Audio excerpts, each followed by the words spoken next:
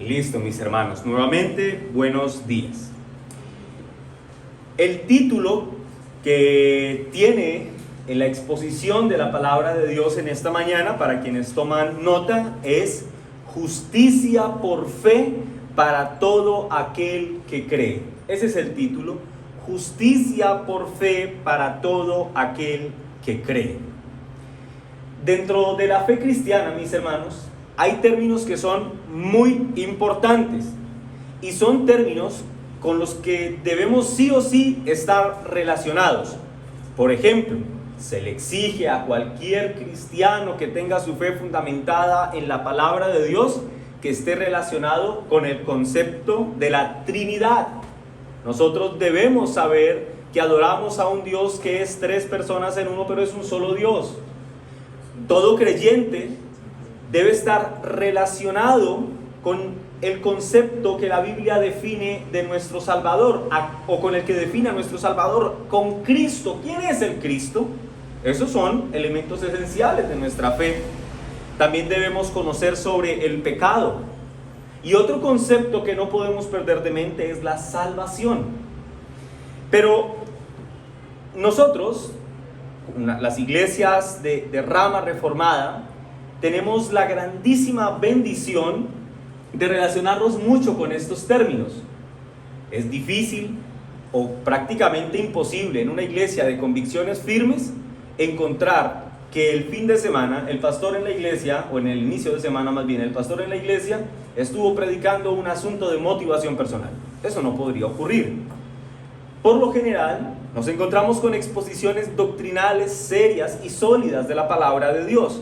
Nos familiarizamos mucho con términos como los que acabo de mencionar: pecado, salvación, Trinidad, etc. Pero existe un gran peligro, mis hermanos, en relación a la familiaridad y a la cercanía con algunos términos, y es que de alguna forma empezamos a entender que son usuales, que son comunes, y empezamos a verlos como términos o conceptos ordinarios, al punto que los utilizamos de manera mecánica y casi que sin que nos generen ningún tipo de asombro. Tiempo atrás, cuando escuchábamos de la doctrina de la elección de Dios en Cristo, nuestros corazones se maravillaban. Hermanos, y eso no debería cambiar nunca. No importa si llevamos 50, 60, 80 o 1000 años en la iglesia visible de Cristo, nuestros corazones deben animarse siempre cuando escuchemos estas verdades. Ahora, la semana pasada nosotros esencialmente resumimos el discurso del sermón a esto: lo que creemos sí importa. Y esto importa porque lo que creemos tiene un impacto directo en nuestra práctica.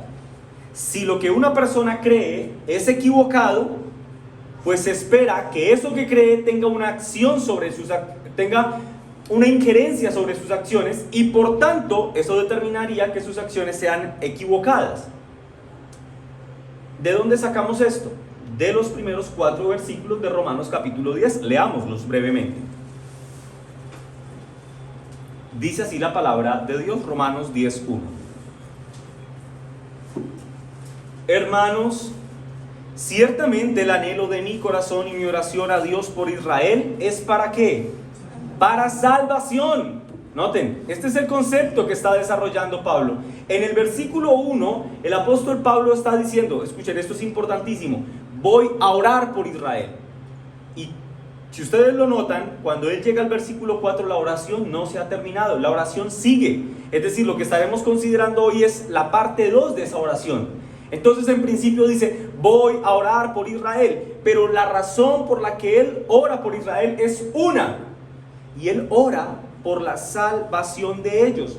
Versículo 2, luego dice: miren, yo doy testimonio de que ustedes tienen celo, pero no conforme a ciencia. Ustedes son unos bien intencionados. Ustedes de verdad quieren hacer las cosas bien, pero lo hacen basados en su desconocimiento. Y como tienen un concepto erróneo de la verdad, entonces su práctica es equívoca. Y luego lo explica en el versículo 3. Porque ignorando la justicia de Dios y procurando establecer la suya propia, no se han sujetado a la justicia de Dios, porque el fin de la ley es Cristo para justicia de todo aquel que cree. Noten esto, el apóstol Pablo está diciendo, voy a orar por ustedes, porque ustedes ignoran muchas cosas en relación a ¿qué? A la salvación. Y este es el punto. Pablo está desarrollando este concepto, la salvación de los perdidos. Por eso les decía, hermanos, a veces nos familiarizamos tanto con los términos que la tendencia pecaminosa de nuestro corazón es empezar a desestimar la importancia de estos términos y a hacer que ya no nos maravillemos tanto con ellos. Hermanos, la salvación, el evento más glorioso que podamos concebir en nuestras mentes, no puede convertirse en algo ordinario en el corazón de un cristiano. ¿Qué es la salvación? Bueno, etimológicamente hablando, la salvación viene de una palabra hebrea que es yacha, que podría traducirse literalmente como ser espacioso, pero si uno estudia su etimología con una teología aplicada, esta palabra puede traducirse como liberación, emancipación, preservación, protección y seguridad. Ian Radmacher, hablando de la salvación, la define muy breve, pero muy sustancialmente. Dice, la salvación hace referencia a la liberación de una persona o de un grupo de personas de una situación de peligro y restrictiva. Luego escuchen lo que dice, eso es salvación, lo libera de un peligro. Luego dice, en donde ellos, es decir, los que eran salvados, no eran capaces de ayudarse a sí mismos. Eso es la salvación. Ser librados de un peligro del cual no podíamos liberarnos por nuestra propia fuerza. Ahora, volvamos al punto. En el versículo 1, hermanos, eso que estoy haciendo es una estructura para que entendamos lo que vamos a estudiar hoy. En el versículo 1 él ha dicho, voy a orar fervientemente por ustedes para que ustedes sean salvos. En el versículo 5 hasta el versículo 13, lo que encontramos, mis hermanos, es una continuación a esa oración. La oración, noten que no termina en el versículo 4. Él no arranca un tema diferente. Él sigue desarrollando la oración, pero la oración, no pierdan de mente, tenía un propósito. ¿Cuál? La salvación del pueblo de Israel. Con eso en mente, ahora sí leamos la bendita y todo suficiente palabra de Dios. Romanos capítulo 10, versículo 5 hasta el versículo 13. Dice así la palabra del Señor. Porque la justicia que es por la ley de Moisés escribe así: el hombre que haga estas cosas vivirá por ellas. Pero la justicia que es por la fe dice así: no digas en tu corazón, ¿quién subirá al cielo? Esto es para traer abajo a Cristo. ¿O quién descenderá al abismo? Esto es para hacer subir a Cristo de entre los muertos. Mas, ¿qué dice? Cerca de ti está la palabra, en tu boca y en tu corazón. Esta es la palabra de fe que predicamos, que si confesares con tu boca que Jesús es el Señor y creyeres en tu corazón que Dios le levantó de entre los muertos, serás salvo. Porque con el corazón se cree para justicia, pero con la boca se confiesa para salvación. Pues la Escritura dice, todo aquel que en él creyere no será avergonzado, porque no hay diferencia entre judío y griego, pues el mismo que es Señor de todos, es rico para con todos los que le invocan, porque todo aquel que invocar el nombre del Señor será salvo. ¿Ven cómo el énfasis del apóstol Pablo en todo este asunto es la salvación? A fin de que entendamos lo que explica los versículos 5 al 13, es importante que leamos el versículo 4. Vayamos todos al versículo 4, que dice así: porque el fin de la ley es Cristo, para justicia de todo aquel que cree. Cuando el apóstol Pablo dice que Cristo es el fin de la ley, él no está diciendo que la ley se acabó y que es insuficiente y que es inútil y que ya no sirve para nada. No, él no está hablando de una animadversión contra la ley de Dios. Lo que el apóstol Pablo está indicando aquí es que la ley tenía un propósito escatológico. La ley apuntaba hacia algo que era grande, sublime, excelso, y que era lo que los hombres que observaran la ley y su propia incapacidad debían apuntar. La ley, mis hermanos, como dice Pablo a los Gálatas, era el ayo que Dios utilizó para llevarnos a Cristo. La ley tenía que conducir a los individuos a Cristo. Así que Pablo no está diciendo en el versículo 4, mira, la ley no sirve para nada, después de Cristo ya no hay ley. No, él lo que está diciendo es que la ley era un ayo, la ley era un guía que estaba llevando al pueblo a Cristo. Ella apuntaba directamente a Cristo. Ahora bien, eso es lo que dice el versículo 4. Lo que vamos a encontrar en el versículo 5 hasta el versículo 13 que acabamos de leer es, por así decirlo, una explicación amplia de lo que ha dicho en el versículo 4, que a su vez hace parte de la oración que ha iniciado en el versículo 1. ¿Y cuál es el motivo de la oración que inicia Pablo en el versículo 1? La salvación del pueblo de Israel. Los versículos 5 al 13 se dividen en dos partes. Si usted toma nota, seguro que esto le va a ayudar para entenderlo, y si no, por favor, preste atención. En los versículos 5 al 11, el apóstol Pablo va a explicar el motivo de su oración. Mira, estoy orando por la salvación de Israel por esta razón. ¿Y cuál es el motivo? Pues que los israelitas ignoraban los medios por los cuales Dios salva. Entonces, como ellos eran ignorantes en relación a los medios de salvación, Pablo ora por ese motivo. Pablo ora porque Pablo ve que ellos desconocen la forma en la que Dios les salva. Ese es el primer punto que vamos a ver. Los motivos por los que el apóstol Pablo ora por los perdidos. En segundo lugar, los versículos 12 al 13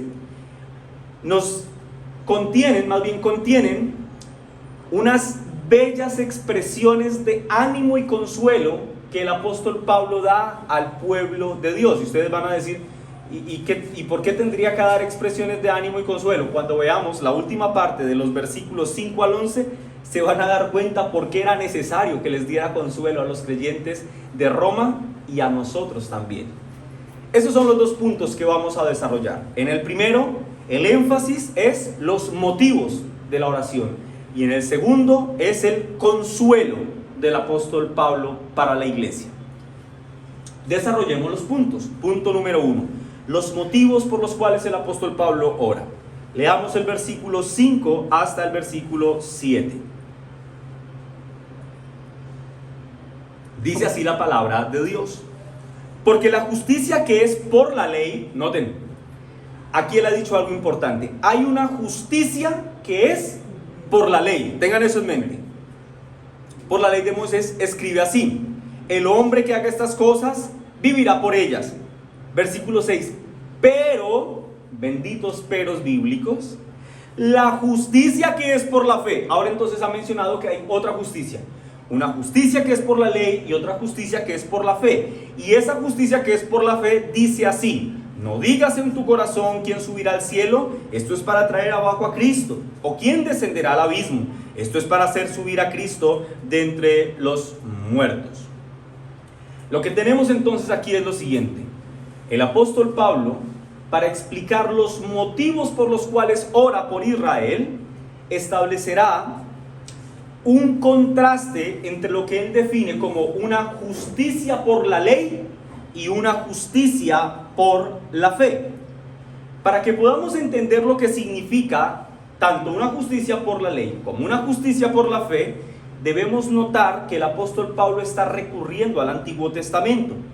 En el versículo 5, donde dice: porque de la justicia que es por la ley Moisés escribe así, el hombre que haga estas cosas vivirá por ellas. El apóstol Pablo está citando a Levítico capítulo 18 versículo 5. Si hermano, si usted de Biblia rápida, vaya conmigo al texto, y si no, escucha atentamente porque voy a estar leyendo bastantes textos del Antiguo y Nuevo Testamento.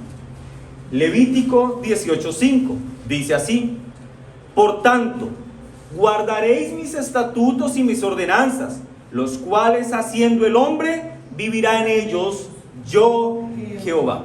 Noten, está haciendo una cita Pablo en el Nuevo Testamento del Antiguo Testamento. Pero antes de avanzar quiero decir lo siguiente: cuando en Romanos capítulo 10, bueno, y en otras partes de las Escrituras, pero para que lo entendamos ahora es importante que cuando en Romanos capítulo 10 se menciona la expresión justicia, aquí no está diciéndose la expresión en términos de esa justicia de Dios aplicada en relación a los pecadores.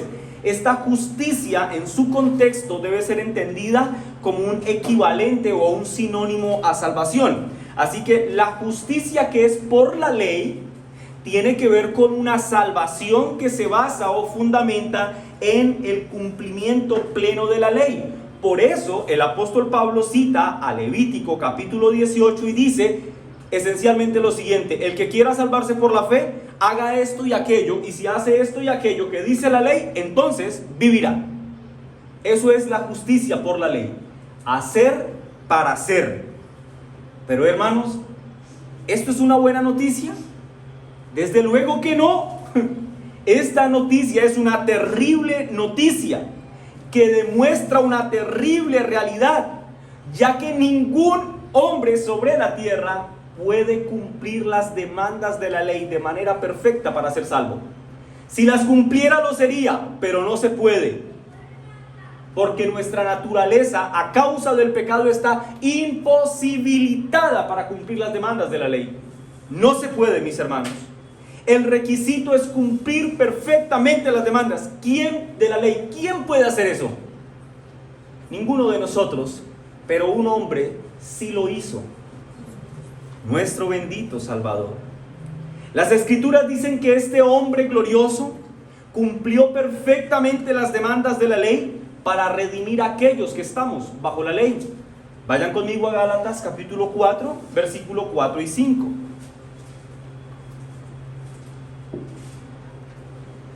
Pero cuando vino el cumplimiento del tiempo, Dios envió a su Hijo nacido de mujer, y escuchen qué dice allí, y nacido bajo la ley. Gálatas 4, 4 y 5. Dios envió a su Hijo nacido de mujer y nacido bajo la ley. ¿Para qué? Versículo 5. Para que redimiese a los que estaban bajo la ley, a fin de que recibiésemos la adopción de hijos. ¿Cristo cumplió plenamente las demandas de la ley? Sí. ¿Y por qué lo hizo? Para redimirnos a nosotros que estábamos bajo la ley y que no podíamos cumplir las demandas de la ley. Y lo que nosotros encontramos en nuestro texto de estudio, en los versículos 6 y 7, es al apóstol Pablo explicando lo que se requiere de nosotros para ser beneficiarios de la obediencia de Cristo.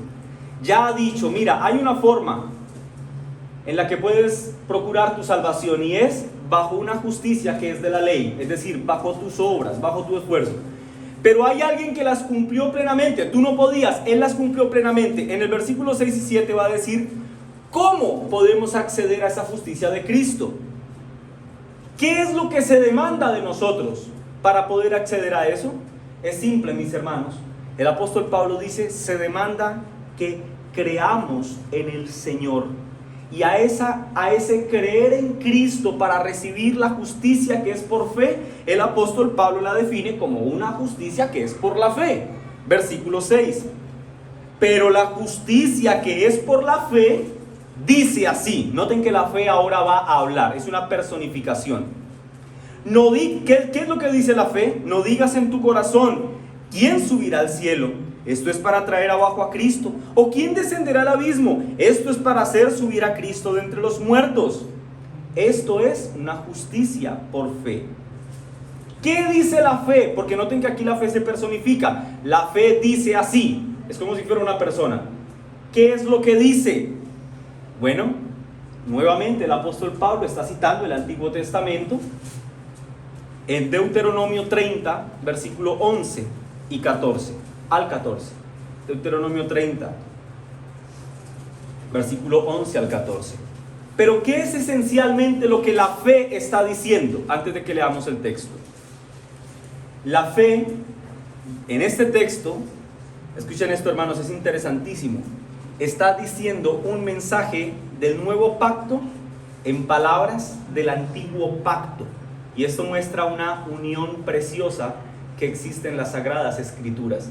Para fundamentar una verdad de gracia, utilizará lo dicho en el antiguo pacto para demostrar que en el antiguo pacto será salvo de la misma forma que en el nuevo pacto. ¿Y qué es lo que dice? Vayamos todos a Deuteronomio 30, versículo 11 al 14. ¿Cuál es ese mensaje del Antiguo Testamento que está citando? Dice así la palabra de Dios.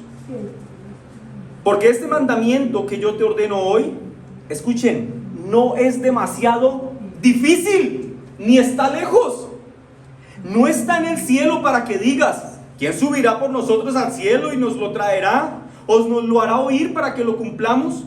No está al otro lado del mar para que digas, ¿quién pasará por nosotros el mar para que nos lo traiga y nos lo haga oír a fin de que lo cumplamos? Y agregan el versículo 14, porque muy cerca está de ti la palabra, en tu boca y en tu corazón, para que la cumplas. ¿Cuál es el contexto? Este pueblo al que se le está hablando es el pueblo de Israel en Deuteronomio. Y en el versículo 1 dice, este mandamiento que yo te ordeno, aquí está hablando Dios en primera persona, no es demasiado difícil para ti. ¿Qué era aquello que el pueblo de Israel estaba viendo como algo difícil? ¿Cuál fue el mandamiento que Dios le dio al pueblo de Israel que ellos decían, mira, esto está siendo demasiado duro, pensamos que iba a ser fácil, pero no lo es? El pueblo de Israel lo que estaba viendo difícil era entrar y poseer la tierra de Canaán. Para ellos esto se estaba volviendo muy difícil, pero el texto nos dice que a los ojos de Dios realmente era una tarea fácil. ¿Y por qué se los dice? Porque noten lo que dice el versículo 14 de Deuteronomio 30. En el versículo 14, el Señor les dice que ellos entrarían a la tierra prometida de Canaán, ya que Dios se los había dicho. Es decir, la razón por la que ellos entrarían a la tierra prometida no sería por su inteligencia militar, por su esfuerzo o por su estrategia. Independiente de cualquier esfuerzo que ellos hicieran, ellos iban a entrar a la tierra prometida por causa de la palabra de Dios. Luego entonces dice, porque muy cerca de ti está la palabra, en tu boca y en tu corazón, para que la cumplas. En otras palabras, lo que el Señor les está diciendo a ellos es, mira, ustedes van a entrar a la tierra de Canaán y esto será relativamente fácil para ustedes. ¿Por qué? Porque yo lo prometí. Entonces, ¿qué es lo que les está pidiendo el Señor a los israelitas? Que crean en su palabra. Creen en mi palabra. Ese es el requisito. ¿Querían entrar a la tierra prometida? Bueno, deben creer a lo que Dios dijo. Ahora escuchen esto, hermanos. Si consideramos que Canaán, en un sentido, es una expresión tipológica de la salvación, podemos decir con mucha certeza que la fe también es un requisito para la salvación, como lo fue para que ellos entraran en la tierra de Canaán. Eso es hermoso. Ahora, volvamos al punto de origen. ¿Qué tenemos hasta ahora? Que Pablo está orando por la salvación de Israel y está exponiendo los motivos por los que va a suplicar por ellos. ¿Cuál es el motivo que lo impulsa a orar por la salvación de ellos? Bueno, que ellos desconocían los medios que Dios estaba usando para salvación. Esencialmente, lo que los judíos desconocían era el cómo. ¿Por qué? Porque ellos creyeron que Dios los iba a salvar por una justicia según la ley, la primera que analizamos. Es decir, ellos creyeron que Dios los salvaría a través de su propio esfuerzo. Pero lo que deja claro las Escrituras es que ningún hombre puede salvarse por la justicia de la ley. Y que únicamente los hombres llegan a ser salvos por medio de una justicia que es según la fe. En esencia, ¿qué era lo que ignoraba Israel? Eso, que la fe es el medio por el cual Dios salva a los pecadores. Eso era lo que ignoraban. Este es el motivo del apóstol Pablo, que ellos ignoraron que la fe los iba a entrar al reposo eterno con Cristo. Comprimiendo todas estas ideas y comentando de una forma inmejorable, escribe William Hendriksen: la verdad que aquí también se ha de enfatizar que esta tarea no es verdaderamente difícil para nosotros, porque no debe ser emprendida por nosotros, hablando de la salvación. Agrega Hendriksen: esta ha sido cumplida a favor nuestro por Cristo. Él es quien descendió de los cielos, el que habitó entre nosotros como en una tienda, sufrió las agonías del infierno, por nosotros. Murió, fue sepultado, resucitó, ascendió al cielo. La tarea difícil, dice Hendriksen, o sea, todo esto ya fue cumplido por Él. Por consiguiente, dice Hendriksen, si lo difícil ya fue hecho, dice, por consiguiente, todo esfuerzo de parte nuestra por subir al cielo para bajar a Cristo sería equivalente a la más desagradecida negación de la realidad y del valor de la encarnación de Cristo.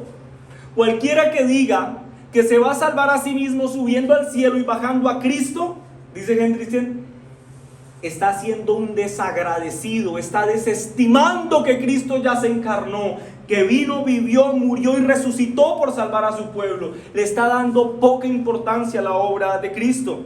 Luego agrega Hendriksen, del mismo modo, todo intento por descender al reino de los muertos para traer a Cristo de entre los muertos sería un repudio genuino al carácter y el significado de la gloriosa resurrección de Cristo de entre los muertos y de su triunfo en la tumba. Si alguien dice, voy a descender hasta las profundidades para sacar a Cristo de entre el hoyo más profundo de la tierra para que me salve, dice Hendriksen, ha repudiado la gloriosa resurrección de Cristo. Él ya hizo la tarea completa. Ningún hombre, mis hermanos, puede salvarse por sus propios medios. Ninguno. Las escrituras, mis hermanos, están minadas de esta realidad. Explícitamente lo dicen.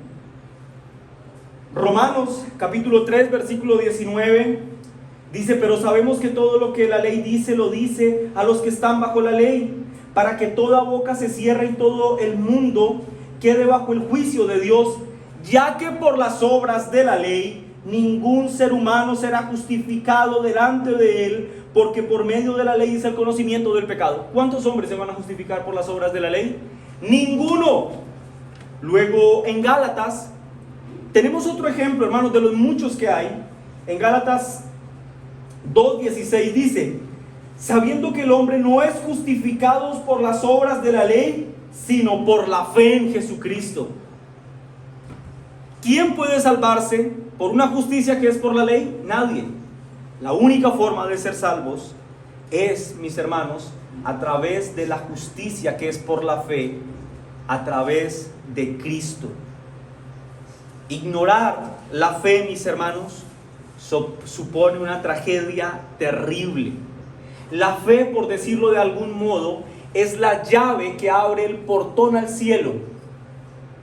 Y los judíos, los israelitas a quienes se refiere Pablo aquí, han decidido tomar la llave entre sus manos y tirarla lo más lejos posible.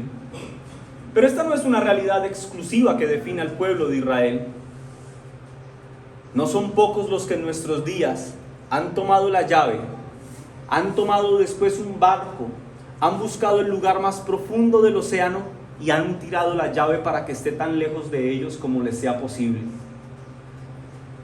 Ignorar la fe, mis hermanos, es una tragedia, porque es por medio de la fe que llegamos a ser hechos hijos adoptivos de Dios. Pero cuando nosotros hablamos de fe, debemos tener cuidado también a qué es lo que entendemos por fe. Recuerden, la semana pasada estuvimos diciendo, lo que creemos importa. Es decir, la forma en la que entendemos las cosas es importante. Si nosotros tenemos un concepto equívoco de la fe, lo que eso produce en nosotros debe deducirse de ese entendimiento. Si mi entendimiento es incorrecto, pues las acciones que se produzcan de esa fe deben ser equívocas. La fe, mis hermanos, como por aclarar esto, por si alguno tiene la duda, no es aquella fe que dice, cree que las cosas van a pasar y pasarán. Como cuando estamos enfermos y le dicen a uno, tenga fe que se va a mejorar. No, eso no es fe.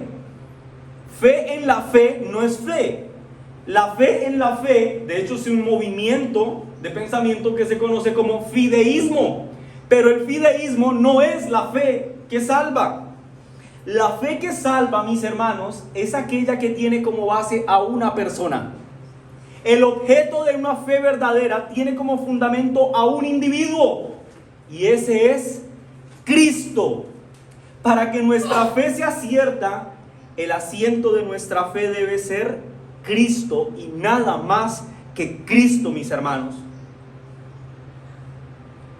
Ustedes pueden imaginarse el terror que experimentará aquel hombre que a lo largo de su vida ha tenido fe en la fe, que ha sido un fideísta, pero que no ha tenido fe en Cristo realmente. ¿Pueden imaginar el terror que experimentará este hombre cuando se dé cuenta que tuvo una fe equívoca toda su vida? Hermanos, morir alejado de Cristo es una cosa espantosa. Pero yo intuyo que todos aquellos que mueren en franca y abierta rebelión contra Cristo, de alguna forma entienden que lo que les espera es el infierno. O sea, de alguna forma entienden que murieron en rebelión contra Dios. Pero imagínense la frustración, la angustia, la aflicción y el dolor que experimentará aquel que creyó que creía y realmente murió teniendo fe en la fe y no en Cristo. Debe ser aterrador, mis hermanos, pararse en el tribunal célico y darse cuenta que toda la vida se creyó en una mentira. La fe verdadera, mis hermanos, solo puede reposar en Cristo. Debemos ir a Cristo con fe. A Él debemos acercarnos en arrepentimiento. El Señor Jesús dijo: vengan a mí todos los que estén trabajados y cargados, que yo os haré descansar. Vengan, lleven mi yugo sobre ustedes, aprendan de mí, que soy manso y humilde de corazón, y entonces hallaréis descanso para vuestras almas, porque mi yugo es fácil y ligera mi carga. Cristo, mis hermanos, es el objeto de nuestra fe. Fue por medio de su vida, muerte y resurrección que nos salvó. Él cumplió perfectamente las demandas de la ley. Y cuando lo hizo, aseguró de esa manera, a través de su perfecta obediencia, que todos aquellos que creamos en Él tengamos vida eterna a su lado. Así que en un sentido, mis hermanos, todos los que hemos puesto nuestra confianza en Cristo, el camino hacia la salvación se ha vuelto fácil para nosotros. Es fácil. No tenemos que hacer nada. ¿Qué nos exige el nuevo pacto para ser ciudadanos del reino? Creer en que Él ya lo hizo todo por nosotros. Lo que antes resultaba imposible para nosotros, ahora en Cristo es posible. Cristo lo ha logrado para nosotros. Así que tratar de hacer cualquier esfuerzo para agregarle a la obra de redención algo, un esfuerzo mío, resulta en una acción pecaminosa, ya que para el pecador le es imposible salvarse a sí mismo. ¿Por qué es pecaminoso? Porque resulta en una afrenta a la bendita gracia de Dios, que lo hizo todo en favor nuestro. Hermanos, la salvación en Cristo no es Cristo más algo más. La salvación en Cristo es Cristo y solo Cristo y nada más. Todo lo que tenemos que hacer es confiar. Debemos confiar en que Cristo ya recorrió el camino por nosotros. Debemos confiar en que por su obra los pecadores pasan de muerte espiritual a vida espiritual y ya no son enemigos de Dios, sino que son hechos hijos adoptivos de Dios. En eso debemos confiar. Pero ahora observen, hermanos, como en los versículos 8 hasta el versículo 11, recuerden, estamos desarrollando el primer punto, los motivos. Y el motivo por el cual Pablo ora es porque ellos son ignorantes de los medios de salvación, ignoran la fe. Pero ahora noten, dentro de este mismo punto número 1, cómo el apóstol Pablo va a establecer un vínculo directo entre la fe y entre lo que confesamos. Versículo 8 en adelante. Mas, ¿qué dice? Cerca de ti está la palabra, en tu corazón y en tu boca. Noten que aquí sigue citando Deuteronomio capítulo 30, versículo 14, que leímos hace un momento. Esta es la palabra de fe que predicamos. 2 puntos, versículo 9. Que si confesares con tu boca que Jesús es el Señor, noten, boca. Luego dice, y creyeres en tu corazón, en segundo lugar, que Dios le levantó de entre los muertos, serás salvo. Pero miren el cambio de ritmo tan interesante que ocurre en el versículo 10. Porque con el corazón se cree, ahora va a explicar lo que dijo. porque con el corazón se cree para justicia. ¿Cuál justicia? La que es por la fe. Y luego dice, pero con la boca se confiesa para salvación. ¿Notaron que el orden cambió? Cuando Pablo va a explicar la fe confesada, dice, lo primero es que tienen que tener en cuenta que con el corazón se cree. Luego de que has creído con el corazón, entonces, con la boca se confiesa para salvación. Versículo 11, pues la escritura dice, todo aquel que en él creyere no será avergonzado.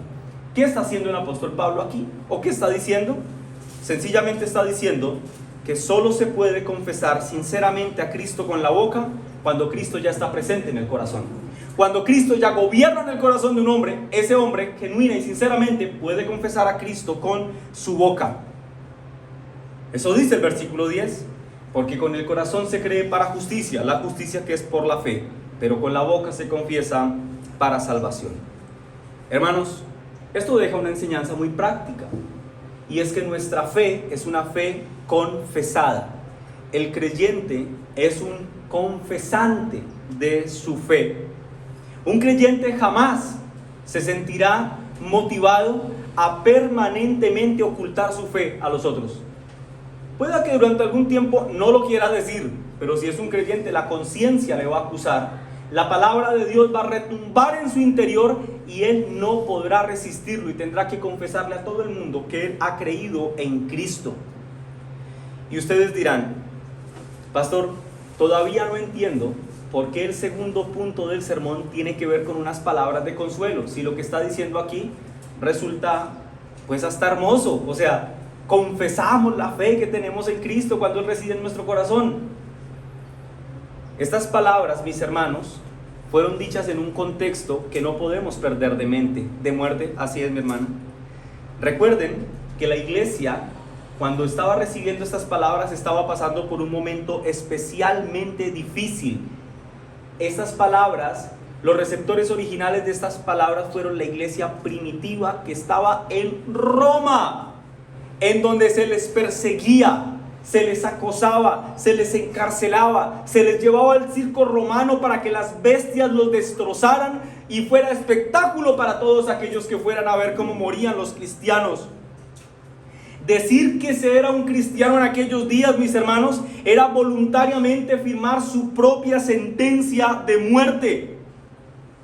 Y lo que el apóstol Pablo les está diciendo a estos hombres es: si tú realmente has creído, entonces abre tu boca y anuncia, confiesa públicamente que has creído en Cristo. Confesar a Cristo en este contexto era una señal evidente de que lo que dice el versículo 10 ya había ocurrido. Cristo ya era el Señor del corazón de ese individuo. Ya no le importaba lo que pasara. Cristo era su Señor. Él hacía parte del reino de Cristo. Y si tenía que morir, pues iba a morir tranquilo. Así lo anuncian las Escrituras. El apóstol Pablo en Filipenses 1:21. Porque para mí el vivir es Cristo, pero el morir me es ganancia. Hermanos, solo alguien que ha puesto verdaderamente su confianza en Cristo, solo alguien que tiene el corazón gobernado por Cristo, puede actuar de esa forma. Puede confesar a Cristo sin importar si su propia vida está en riesgo. Por eso, en el versículo 11, el apóstol Pablo, después de decirles, vayan y firmen su sentencia de muerte a través de su confesión, en el versículo 11 les dice: pues la Escritura dice, todo aquel que en él creyere no será avergonzado. Y aquí también está citando un texto del Antiguo Testamento, Isaías 28, versículo 16.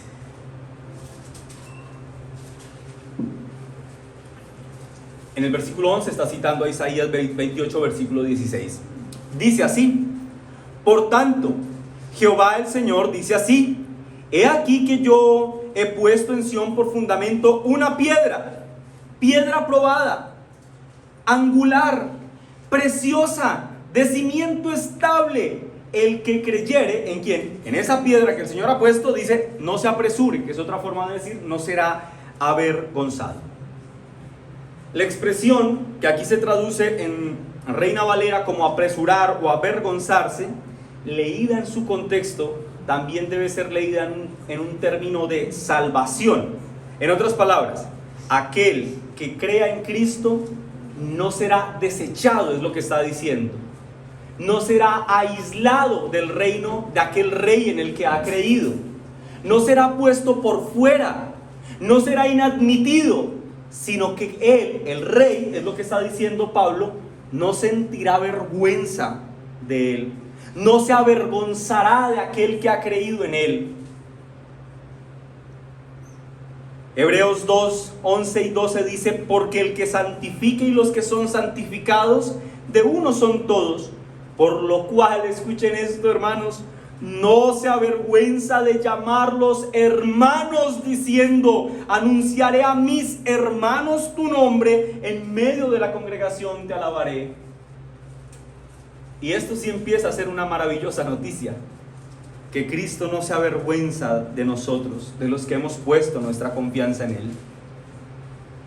Pero con el propósito de reafirmar ese consuelo y esa seguridad que debemos tener los creyentes en Cristo, a partir del versículo 12 y hasta el versículo 13, el apóstol Pablo dirá tres afirmaciones gloriosas que deben nutrir nuestra alma y llenarnos de gozo. Y allí entonces pasamos a la segunda parte del sermón. Las palabras de ánimo y consuelo que Pablo da a la iglesia, inspirado por el Espíritu Santo. ¿Cuál es el contexto de estas palabras de ánimo? Que debemos confesar a Cristo aún cuando esto nos cueste la vida. Que el cristiano es un ser confesante de su fe. No importa si tienes que morir por confesar tu fe, dice Pablo, confiésala abiertamente. Y luego, después de decirles eso, dice en el versículo 12, esta es la primera expresión de ánimo que dará: porque no hay diferencia entre judío y griego. Confiesa a Cristo, no importa lo que pase. ¿Por qué? Porque no hay diferencia entre judío y griego. Estas palabras, mis hermanos, debieron ser especialmente difíciles para los judíos. Los judíos tenían una visión exclusivista de la salvación. Ellos pensaban que ellos eran el único pueblo de Dios y que aquellos a quienes iba a salvar exclusivamente era a ellos. En otras palabras, ellos creyeron que Dios era su Dios exclusivamente. Pero Pablo dice: no, eso no es así. Pablo dice: si crees en Jesús, no serás avergonzado. No importa si eres judío, no importa si eres griego, no importa si eres un jovencito o eres un anciano, no importa si eres un niño o eres un adulto, no importa si eres rico o si eres pobre, no importa si eres mujer o si eres hombre, si tú has creído en Cristo, no serás avergonzado. No hay diferencia, dice el apóstol Pablo. En lo que se refiere a la salvación, judíos y griegos, judíos y gentiles, es decir, y el resto del mundo, somos exactamente iguales. Porque los unos y los otros necesitan lo mismo: la gracia de Dios para ser salvos. Esa gracia que concede fe para que creamos en el Hijo y podamos ser ciudadanos de su reino. Esto debe dar consuelo a nuestro corazón. Saber que no hay diferencia, que no estamos excluidos de su reino, que si ponemos nuestra confianza en Cristo, Él no se avergonzará de nosotros. En segundo lugar, el apóstol Pablo dice en la parte B del versículo 12: pues el mismo que es Señor de todos, después de decir que no hay diferencia entre los unos y los otros, dice: ese Señor es rico para con todos los que le invocan. Quiero leer este mismo texto en Nueva Versión Internacional. Dice así: pues el mismo Señor es Señor de todos. Ahora escuchen esto: y bendice abundantemente a cuantos le invocan. Y en la Nueva Versión Internacional en inglés dice así: pues bendice ricamente a todos los que le invoquen. Hermanos, esto debe ser de mucho consuelo. Sabernos parte de un reino que es gobernado por Cristo es maravilloso. Cristo, mis hermanos, es el Rey del universo. Y los que hemos puesto nuestra confianza en Él, podemos acercarnos a este Rey sin ningún tipo de restricción. Podemos hacerlo con confianza. Pero hay algo maravilloso en este texto, y es que dice que este rey bendice abundantemente a los suyos, ricamente, sin restricciones. Es rico para con los que le invocan, es decir, da abundantemente a su pueblo. Y recuerden esto, Cristo es un rey, pero no es cualquier rey. La fortuna de Cristo, mis hermanos, no se puede calcular. Las riquezas de Cristo, como dice el apóstol Pablo escribiéndole a los Efesios, es inescrutable las riquezas de Cristo.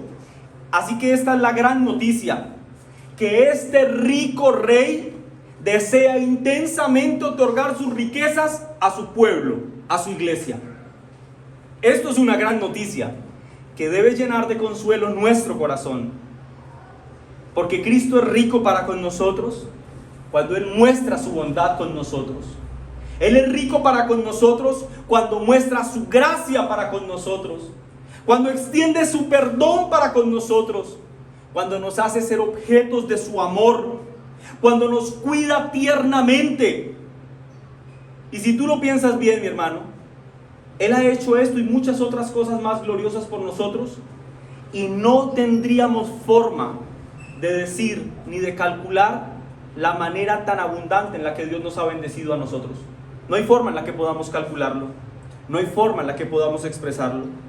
Él nos ha bendecido abundantemente, abundantemente. Él nos sacó de las cenizas de la miseria y nos ha llevado a sentarnos en lugares celestiales. Es algo así como lo que la Escritura dice en Juan capítulo 1 versículo 16. Porque de su plenitud tomamos todos, y gracia sobre gracia. Este texto es hermoso, porque este texto está diciendo que nosotros no hemos terminado de disfrutar una bendición de Dios cuando ya Él nos está dando otra. Y no hemos terminado de disfrutar esa gracia cuando ya está dándonos otra gracia. La gracia de Dios con su iglesia son como las olas en el mar. No ha terminado de estrellarse una cuando la otra ya está cayendo encima, y cuando queremos voltear a mirar ya la otra viene cayendo encima, y así sucesivamente están golpeando incansablemente contra la costa. Así es la gracia de Dios. Esa es la riqueza que Cristo da a su iglesia, abundante gracia. De su plenitud tomamos todos, gracia sobre gracia. Y en tercer lugar, para que quedemos más motivados, el apóstol Pablo dice en el versículo 13: porque todo aquel que invocar el nombre del Señor será salvo. Invocar, mis hermanos, no tiene que ver con una confesión ligera. Ay, sí, Señor, ayúdame. No. Invocar tiene que ver con ese espíritu con el que el centurión invocó el nombre de Dios cuando en Mateo 8, versículo 8 dijo: Señor, no soy digno de que tú entres bajo mi techo. Señor, solamente di la palabra y mi criado sanará. Estas palabras de invocar también deben ser leídas bajo el prisma de las palabras del publicano. Aquel publicano que estaba lejos, que no quería alzar sus ojos al cielo, tenía vergüenza, y las Escrituras dicen que se golpeaba en el pecho diciendo: Dios, sé propicio a mí, pecador. Perdóname, Señor, porque yo he pecado contra ti. Es en ese contexto que deben ser entendidas estas palabras de invocar el nombre de Dios. Lo que tenemos aquí, mis hermanos, en este texto que estamos leyendo, en un sentido, es una prueba de la generosidad universal de Cristo para con todos aquellos que le invocan de todo corazón. Cristo será abundantemente misericordioso con todo hombre y mujer que le invoquen de corazón. Este texto no es, como algunos creen, un abracadabra que dice: repite después de mí esta oración con tus ojitos cerrados y entonces tu nombre va a ser escrito mágicamente en el libro de la vida. Es posible que algunos de los que están aquí reunidos hoy incluyéndome, hayamos hecho en algún momento de nuestra vida la famosa oración de fe. Nos llamaron adelante a un altar, ¿quiénes son los nuevos? Y uno allá levantaba la mano, yo, y lo pasaban ahí a uno, y pues uno con esa vergüenza hacía todo lo que le dijeran. Repite después de mí, Señor Jesús, te abro las puertas de mi corazón, etc. Ustedes lo saben. Lo terrible, mis hermanos, de esto que hoy nos parece absurdo, es que muchas personas creen que por haber repetido esa oración, realmente son salvos. Hermanos, esto que digo es más común de lo que ustedes pueden imaginarlo, o probablemente ustedes lo sepan. Hay personas que dicen, mira, yo no voy a ninguna iglesia, pero yo la verdad es que soy creyente, porque yo hay como unos 25 años hice la oración de fe y de paso al otro día me echaron un champuzón en una piscina y me bautizaron, entonces yo soy creyente, o sea, yo soy salvo. ¿Por qué? ¿Por qué hice una oración de fe? Yo la verdad espero que si alguien todavía tiene esa vaga idea en su mente, ruego al Señor para que a través de esta exposición de la palabra de Dios sus ojos hayan sido abiertos y para que entiendan que para ser salvo debe mediar la fe. Solo cuando hay fe en Cristo se es salvo, y cuando hay una fe genuina en Cristo, de manera inevitable el raudal de gratitud brotará de nuestro corazón, confesando a Cristo como nuestro Señor delante de todos los hombres. No es la confesión la que me salva, la confesión es la evidencia de que Cristo está sentado como Rey y Señor en mi corazón.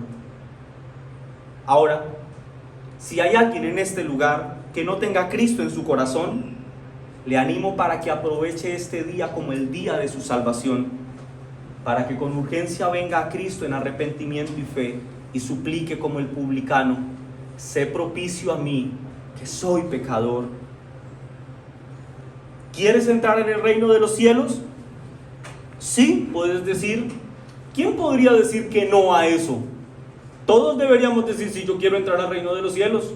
Bueno, si lo intentas hacer, entonces debo decirte que es imposible. No vas a entrar al reino de los cielos. Pero si pones tu confianza en Cristo, Él hará posible lo que para ti antes era imposible. Porque la Escritura dice que lo que es imposible para los hombres, para Dios es posible. Cristo hace que sea fácil lo que para nosotros no es solo difícil, sino es imposible de hacer. Entrar por las puertas del reino de los cielos, Él hace que sea fácil. ¿Por qué? ¿Porque fue fácil? No, porque Él cumplió plenamente a favor nuestro y entonces a nosotros no nos queda sino creer. Por eso para nosotros es fácil. Él ya descendió. Él ya murió por nuestros pecados, Él ya resucitó, Él ya venció la muerte y nos ha dado, si ponemos nuestra fe en Él, un lugar en su reino eterno. Quiero finalizar este sermón dirigiéndome a mis hermanos en la fe, porque es posible que alguno de ustedes tenga que decir, pastor, el sermón estuvo bueno, pero la verdad es que yo he tenido que sufrir tanto los últimos meses. Pastor, usted no se imagina las últimas semanas, lo dolorosas que han sido para mí. Pastor, tú no te imaginas la aflicción que he tenido en mi corazón los últimos días por causa de situaciones difíciles con las que he estado luchando. Así que yo honestamente no puedo ver con claridad cómo Cristo está extendiendo sus riquezas para conmigo, que soy parte de su pueblo, de su reino. Yo no puedo entenderlo, yo amo al Señor, pero no te imaginas todo el sufrimiento con el que he tenido que lidiar. Hermanos, si te sientes así, si estás pasando por un momento de oscuridad, quiero recordarte lo que acabamos de estudiar, que todo aquel que en Él creyere no será avergonzado. Y quiero darte este consuelo, hermano, delante de Dios no seremos avergonzados nunca si hemos puesto nuestra confianza en Cristo. Y pueda que tengas que enfrentarte a las más terribles venganzas del mundo contra ti, pero este es tu consuelo, que delante de Dios nunca serás avergonzado. Él no te desechará. No importa si el mundo ha afilado todas sus espadas contra ti, delante de Dios no serás avergonzado. Así que, hermano, si este es tu caso, sigue adelante, sigue aferrado a Cristo, sigue caminando cogido de su mano, porque ligera es su carga, ligero es su yugo. Sigue peregrinando fielmente, mi hermano, hacia el trono de la gracia, y recuérdate una y otra vez: no seremos avergonzados.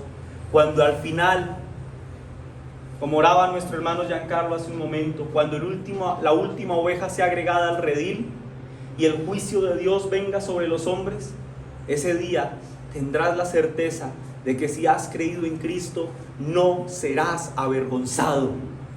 Caminarás con tu frente en alto, mirando a tu hermano mayor, mientras entras por las puertas del reino de los cielos. Que Dios bendiga su palabra. Amén. Padre, gracias te damos